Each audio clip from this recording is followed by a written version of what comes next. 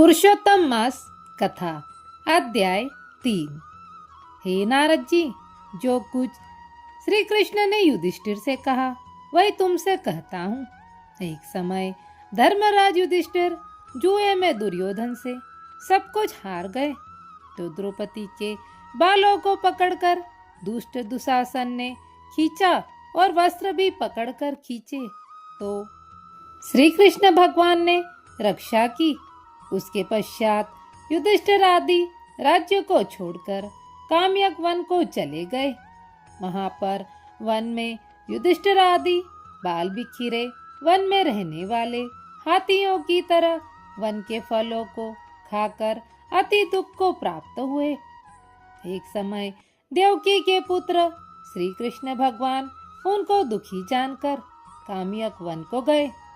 उस समय युधिष्ठिर आदि श्री कृष्ण भगवान को देखकर ऐसे हुए मानो देह में प्राण आ गए हो। वे बड़े प्रेम से मिले और हरि के चरण कमल में नमस्कार किया।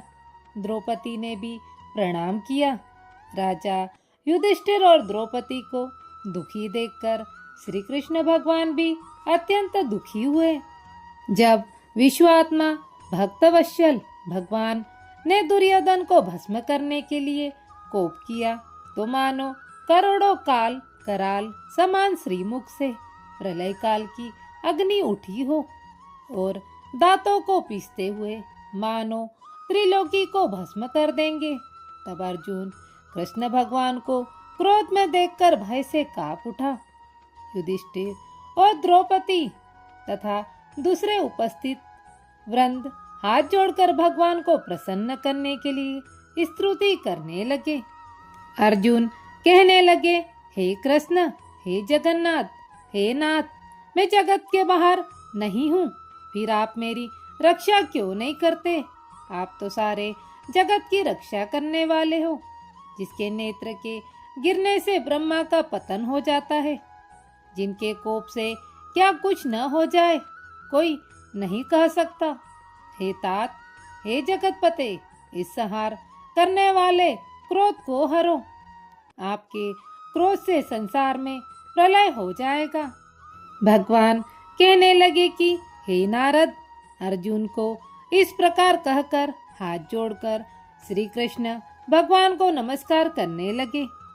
तब श्री कृष्ण भगवान अर्जुन के इस प्रकार के स्तुति वचन सुनकर शीतल हो गए। फिर से आकुल व्याकुल होकर युधिष्ठिर आदि श्री कृष्ण भगवान को बारंबार नमस्कार करने लगे। श्री नारायण कहने लगे, हे नारद जी, इस प्रकार प्रेम से मग्न हो सिर झुकाकर हाथ जोड़कर बारंबार भगवान कृष्ण को नमस्कार कर अर्जुन ने जो प्रश्न किया वह मैं तुमसे कहता हूँ। हरि भगवान यह सब सुनकर पांडवों के हितकारक वचन कहने लगे। श्री कृष्ण कहने लगे, हे अर्जुन, मेरे वचनों को सुनो और आपने जो अपूर्व प्रश्न किया है सो यद्यपि मैं इसका उत्तर देने को समर्थ नहीं।